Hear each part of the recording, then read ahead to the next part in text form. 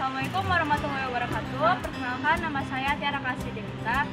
Saya sebagai moderator, saya perwakilan dari kelompok 8.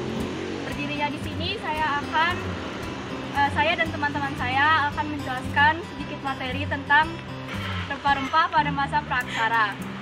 Nah, sebelum masuk ke dalam materi, izinkan saya memperkenalkan teman-teman saya terlebih dahulu. Halo, perkenalkan nama saya Jihan Maulid Firza. Halo, perkenalkan saya Rahmania Nur Sakina. Halo, perkenalkan nama saya Umairul Veda Putri. Perkenalkan nama saya Ahmad Fadail Ramdhani. Nah, kira-kira kalian ada yang tahu nggak pengertian dari masa praaksara? Enggak tuh, kira-kira tahu nggak? Jadi, pengertian masa praaksara adalah masa sebelum manusia mengenal tulisan. Pada masa ini, manusia hidup dengan cara berburu, meramu, dan bertani secara sederhana. Walaupun belum ada catatan tertulis, kehidupan mereka bisa diketahui melalui peninggalan arkeologi seperti fosil, artefak, dan sisa tumbuhan. Nah, kalau misalnya awal mula rempah-rempah, pemanfaatan rempah-rempah kan Apa dulu? Nah, jadi awal mula pemanfaatan rempah-rempah pada masa praaksara, manusia mulai memanfaatkan tanaman di sekitarnya untuk kehidupan, termasuk rempah-rempah.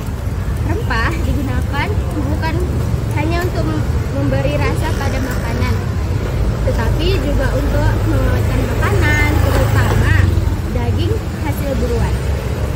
Obat tradisional karena dipercaya memiliki khasiat menyembuhkan luka dan penyakit. Upacara keagamaan atau ritual adat. Karena rempah dianggap memiliki kekuatan magis. Contoh rempah yang sudah dikenal sejak masa praaksara itu jahe, kunyit, lengkuas, kayu manis, pala, dan cengkeh. Kalian tahu nggak sih cara memperoleh dan mengelola rempah? Enggak, kira-kira apa tuh?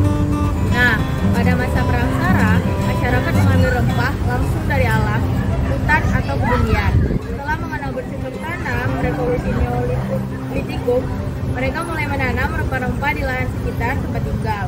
Cara pengelolaan masih sederhana, yaitu rempah dikeringkan di bawah sinar matahari, ditumbuk atau direbus untuk dijadikan ramuan atau bumbu masakan, dibakar sebagai dupa dalam ritual.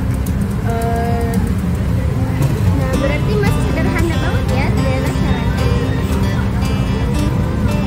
Nah, ada juga loh rempah dan awal perdagangannya. Kalian tahu nggak? Enggak, coba. Nah, jadi rempah dan awal perdagangannya itu meskipun masa praaksara belum mengenal sistem perdagangan seperti zaman sejarah, pertukaran barang atau barter sudah terjadi. Orang yang memiliki hasil panen lebih banyak akan menukarnya dengan barang lain termasuk rempah.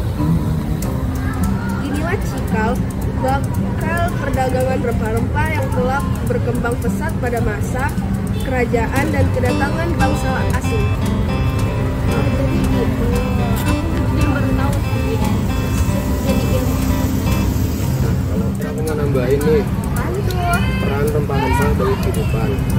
Rempah-rempah pada masa praaksara memiliki peran penting, yaitu sebagai bumbu masakan, meningkatkan cita rasa dan daya tahan makanan, sebagai obat tradisional, menyembuhkan luka, masuk angin, dan menjaga stamina, sebagai bagian dari ritual kepercayaan, digunakan dalam sesajen dan upacara, sebagai barang tukar, awal mula kegiatan ekonomi sederhana.